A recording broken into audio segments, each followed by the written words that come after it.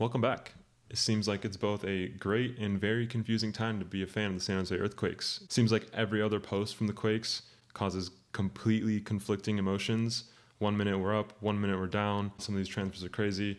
But I think it's safe to say that right now we're on a high, having just seen the 2025 schedule. So we're the Quakesaholics. My name is Kevin, joined by Luis, and today we got a lot to cover. Like I said, 2025 schedule, the new signing of Nick Lima, he'll be returning to the black and blue, and some news on the future for Jackson Yueill.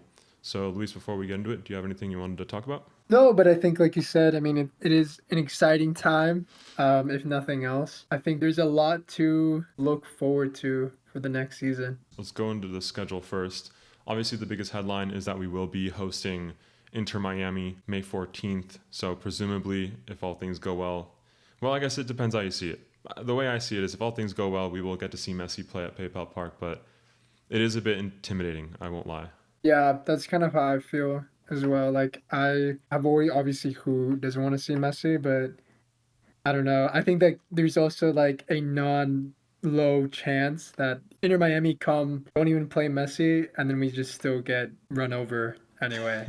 But hopefully something goes our way. Like either we see Messi or we win, or hopefully both. So, why is it that you say that there's a chance that we don't see Messi? Well, I actually didn't notice this until you pointed it out, but it looks like the game is on a Wednesday, right? Seems to be sandwiched in with a lot of other traveling that Inter Miami might have to do. So you never know when traveling gets involved and whether he's gonna have the legs for a bit. Hey, who knows? Maybe Espinoza will do a master class. We'll be up by 3, and then they're gonna be forced to having to play him anyway. Who knows? Yet to see. We'll get to see. We'll see the best 10 in the league and also Messi. Exactly. Aside from that, obviously we have really big matchups. Cali Classico. They're also doing the LAFC game again at Levi's. The biggest things to point out is that we aren't going to be forced to play any Western Conference team more than twice. It is just going to straight up be we play them once away and once at home. So if you remember last season 2024, we had to play at LAFC twice, and then we had to play against Galaxy at home twice. Granted, one of those was at Stanford Stadium for the Cali Classico. With how the standings went last year, that turned out to be really against San Jose's favor, like having to play both LA teams a total of 6 times, given that those were the 2 best teams in the Western Conference. We're just getting messed up every single time we go against them, except the LAFC game, of course, at Levi's that we won 2-1, I think. No, 3-1. Yeah. Yeah, 3-1. 2-1 was the year before. But yeah, this makes it a lot more fair. We continue to see the 3 Eastern Conference away games. This year it'll be in Columbus, in Charlotte, and then the last one I think was New England, which is ironic. I think before the schedule dropped, I was joking with you that, yeah, we're getting all these New England players, and now we're going to for sure have to play them because it's just how the MLS script writers like to do things. And yeah, we play New England as well. I don't know. I obviously I don't actually believe there's any corruption of that level in matches in within matches, but I don't know. Sometimes when I see these schedules, I'm like, wow, these are very favorable for some teams and very unfavorable for other teams. So regardless, either way, honestly, I do think that it's good. Obviously, San Diego still has to do a lot of roster building, but I think for the excitement as well, it'll be nice to go play them instead of having to play Galaxy and LAFC, one more time than we need to. So that's another reason to be excited for next season for sure. Yeah, but it's ironic because you're just gonna miss out on that San Diego away game, huh? Because you're gonna graduate before then, and you're gonna be living in the Yeah, Bay I Area. know. I literally just saw that, and I just rolled my eyes, and I'm like, of course, why even check?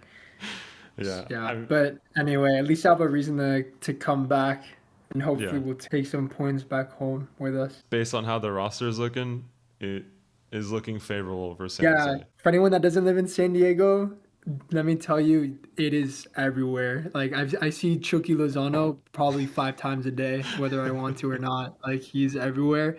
They don't have a jersey yet, but they already have the billboards with the sponsors on and everything. It's pretty funny. Other notable things about next season's schedule, one thing I always check for is how much we're gonna have to travel. So the Western Conference, it's standard. It's going to be the same every year. But for Eastern Conference teams, it's pretty favorable this year. We get Charlotte in March and then Columbus in April. So we kind of get most of them out of the way early in the schedule, which is always good to see. And then we don't go until mid-May for New England, and then basically the second half of the season, like the whole summer, we're not going to the East Coast. So that is good in terms of how players are going to get tired towards the end of the season. I think it will be interesting, like we were talking about earlier, to go play New England after like there's been so much like exchange going on between us. Mm-hmm. I think that'll be very interesting, and who knows, maybe we'll have to plan a trip to New England Oh, to for go see that sure. one. For sure. Yeah, There's no way I'm we missing haven't that. been there yet, so Yeah, yeah. exactly. But yeah, overall, I'm excited. It gives us an actual date of like, okay, February 22nd. That's when we're back at PayPal, and we get to open the season at home. Last 2 seasons we opened on the road, and I mean, both those games went Not disastrously. fun. Yeah, I think it's good that for once we can actually be at home for Yeah. the start of the season. And honestly, it's not that far. I mean, it's 2 months, but like it's gonna go by fast. I'm pretty excited. And I mean, if you're like us and you're itching to see the team play, so February 22nd is the first regular season game, but there's actually also a preseason schedule that was released. And so for that, the date is February 5th. We will be playing against Real Salt Lake and Coachella. And then we play New York Red Bulls February 8th. And then on February 12th, we play Chicago Fire. And it's interesting because we'll be playing Real Salt Lake in preseason, and then that's also our home opener, which, I mean, typically the teams don't field their like starting 11. It's more about testing new players and seeing new Right. systems and that kind of stuff, especially for Bruce Arena being his first season. But it is interesting. I know last year we got to see New York City FC, and then we played them again in the actual regular season. Yeah, definitely. Very exciting to see, and hopefully we will see Messi, and even more hopefully we will get points from Messi and send him back to Miami crying. Yeah, I'm pretty sure that when the Earthquakes played against the New York Cosmos, we beat them with Pele. So it isn't impossible. No way. I'm pretty sure. I will fact check it. I will put it in the video, and if it's not true, then I'll cut all this out. But I'm pretty sure we beat them. That's crazy. That's all we had on the schedule, so I think we can move on now. The next piece of news, which was definitely a lot more conflicting in terms of what I was reading from fans, is the signing of Nick Lima. So Nick Lima was a homegrown. He made his professional debut with the Earthquakes. I don't remember how many years he played, at least a couple. And then I think he went to Austin, and then most recently at New England under Bruce Arena, and now he's coming back with Bruce Arena to the black and blue. Yeah, it'll be interesting to see him back at San Jose. It's funny because I remember that, I don't know if you remember, but him and Cade would have like beef every time they like were matched up one on one, like whether it be away at Austin or whatever. Oh, I remember like really? they were always mad. Yeah.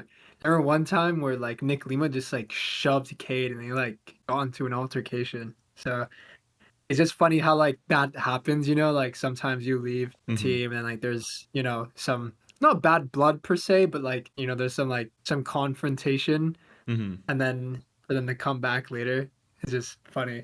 But either way, it's an interesting pick.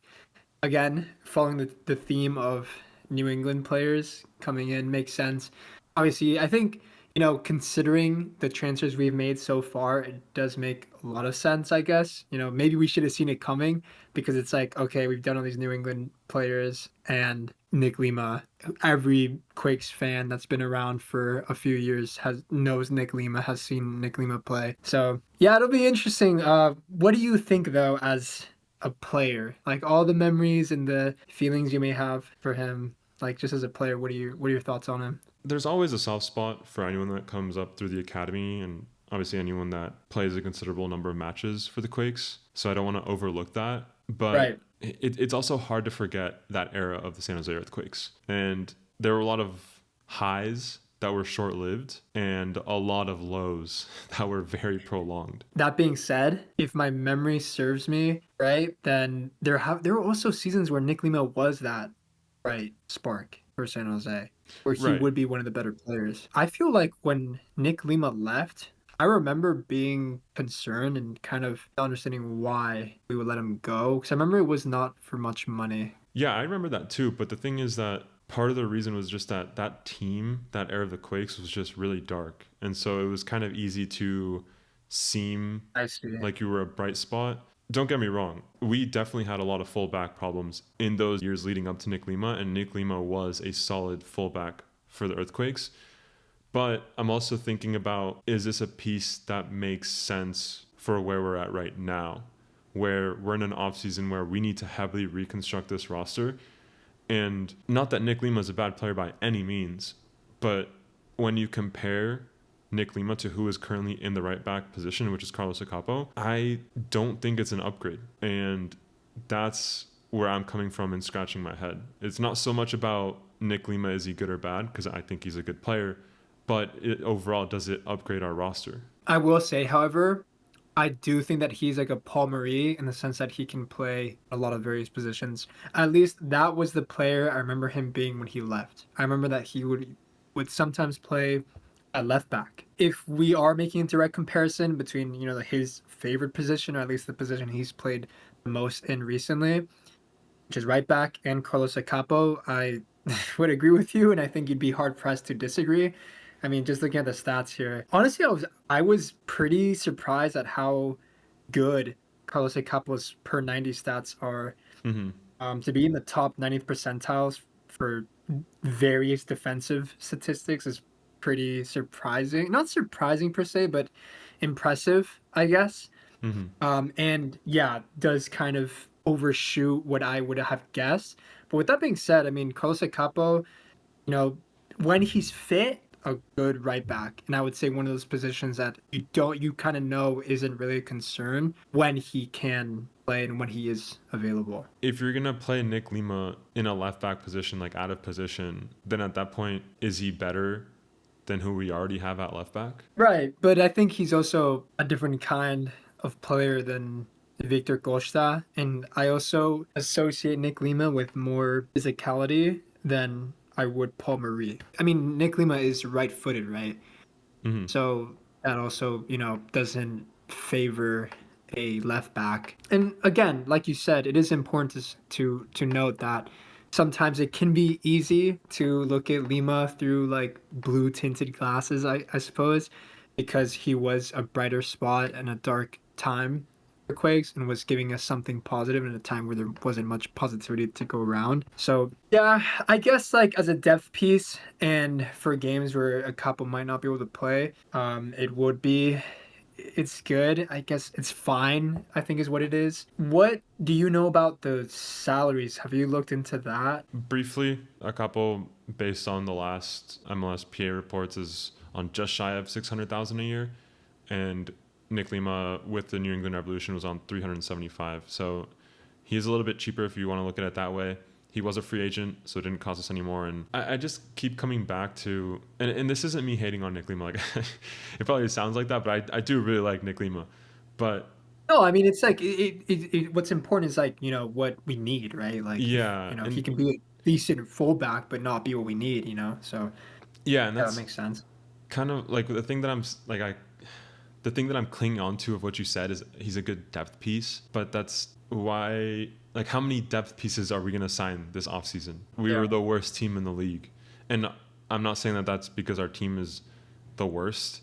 I definitely don't think that. I think we had a lot of injuries and a lot of situations which resulted in bad results. I think this team has a lot more than last place, but we still need to sign high caliber players. And it's not that I've disliked any of the signings, but it's like we've gotten a bunch of appetizers, and I'm kind of tired of appetizers. Like I want, like I want the actual, the actual entree, the actual meal. The meat, Yeah, exactly. the protein.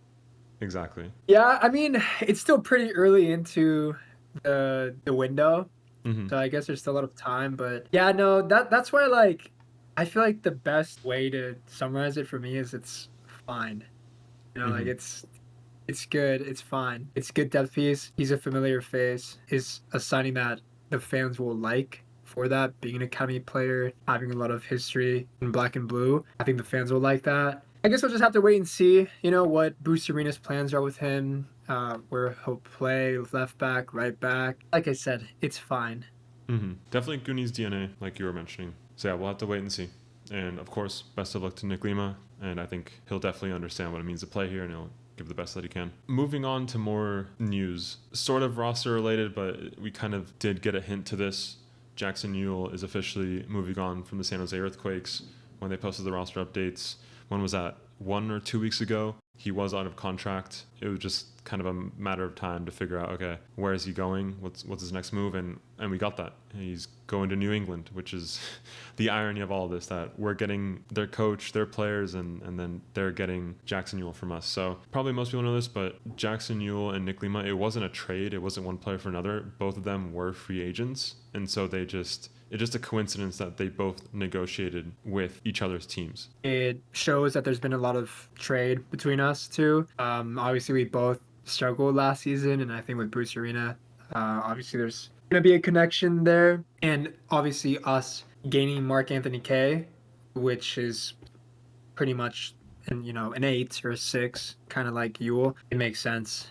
Mm-hmm. We talked about it and we compared them in the last video we did, and we saw Mark Anthony K basically like an upgrade. If you also factor in salary, it's an even bigger upgrade. I took a look at the New England subreddit kind of to see like what their reactions were to the signing, and a lot of people called Yueill a depth piece. They said like, oh yeah, this would be a good depth piece. It's just kind of crazy because I feel like at Quakes, he's like, for the longest time, I feel like he was one of the first players on the team sheet, just because you know what you're going to get from him. He's consistent, and that's what you want in a position like that. But yeah, I mean, that's the thing. I don't know, because he definitely wasn't on depth piece wages here in San Jose. So yeah, I mean, it'll be interesting to see what kind of money he's on over in New England. But I would imagine it's not any more than he was making here. Like we talked about earlier, we're going to have to do a trip to New England. And honestly, it will be kind of weird to see Yueill in playing against us for once. Mm-hmm. Yueill is one of those players that he was just so controversial and he had a lot of baggage. And I think like it makes sense for everyone involved for him to, start a new chapter in his career. How do you feel about seeing him or signing for another MLS team? Yeah, I agree with what you're saying about it's kind of the best for everyone. I think Jackson Yueill is a very either misunderstood or scapegoated player. At least if you just look at comments on like the main Quakes like Instagram page or Twitter, Reddit, it seems like he's always the victim of attacks through comments. And I think a lot of that has to do is that he's been here for so long. And kind of what I was talking about with Nick Lima is that Yueill has been with the Quakes through some really dark times. And him playing at center back under Matias Almeida really, really damaged his reputation. Yueill is one of those players that we just expected too much out of him. I say we as like the collective Quakes fans. And it honestly took me a long time to realize that Jackson Yueill's role on this team was not to be a creator. It was not to be a destroyer. He was more of a tempo setter and distributor. And for that role, I think he was really good. And I think the proof there is that we've had multiple coaches, and not one of those coaches has ever considered not starting Yueill and not playing him in the midfield at that role. Of course, you can argue that the Quakes should be having a better midfielder playing his position, but the reality is that we can't have the best player in the league in each position. And we can't expect all 11 players to be Espinosa, to be Hernan. Like, that's just not how things work in this league. And that expectation on Jackson Yueill to be something that he isn't is what damages reputation. But I will say that I saw the post that Yueill actually made on his account, and there was a lot of good wishes and warmth towards him. And so I also think it's one of those things where on social media, you kind of see the worst, and it's kind of this vacuum sometimes of the same thoughts being said over and over again. And so people that were probably more silent on Yueill probably thought better of him.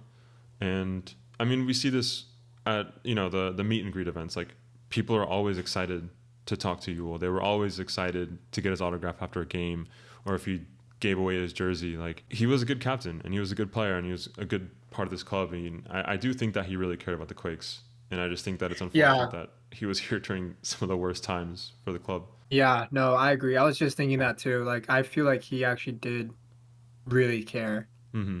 And I would imagine that it'd be easy to feel like pointless, maybe, especially after the things that obviously those dark times, they're just as hard, maybe if not more hard for the players as they are for the fans. It's easy to want to leave or to give up. And I mean, this is a player that was in the US setup Mm-hmm. for a while. I mean, even as recent as what when he was playing under Matias Almeida, he was getting called up to the for the Gold Cup Yeah, that's the one that with they the won. US, if I'm not mistaken. Yeah. Yeah, he's a player that could.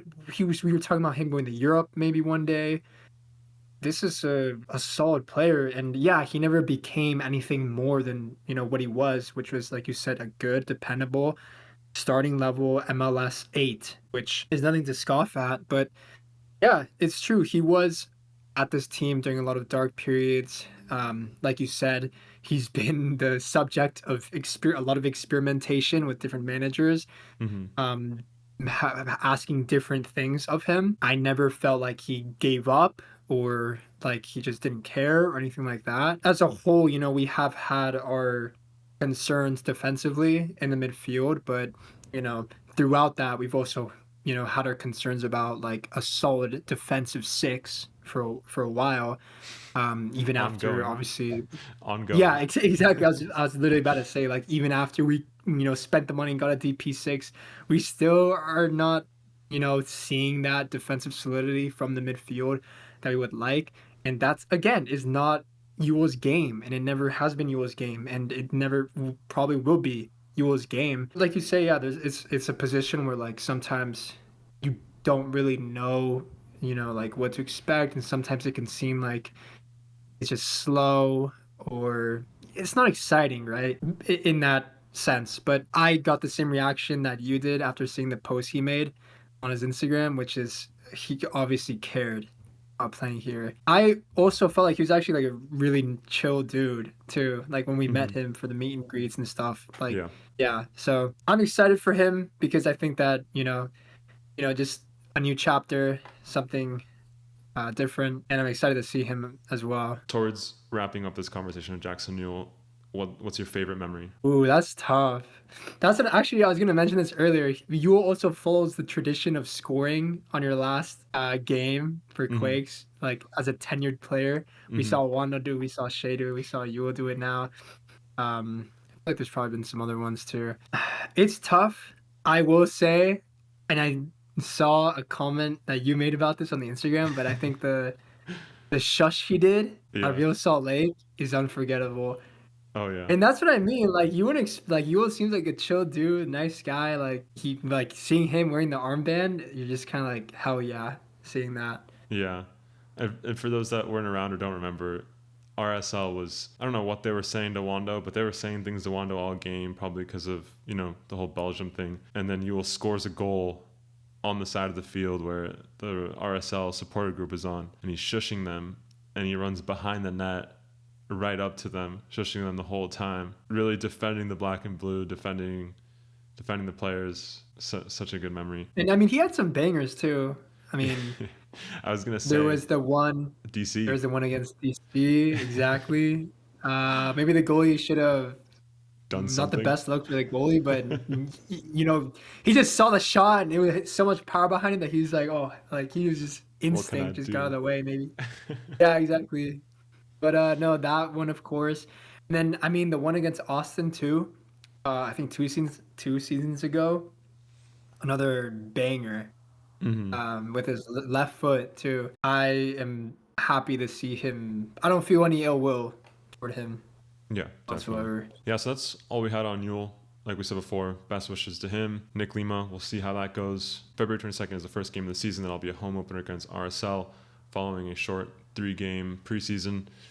Yeah, lots of things to look forward to. Hopefully, we get more signings. I think a lot of Quakes fans are still waiting for that big name announcement, but all in due time. We'll have to see what happens. If you made it this far, thanks for listening, and we'll catch you next time. Thank you.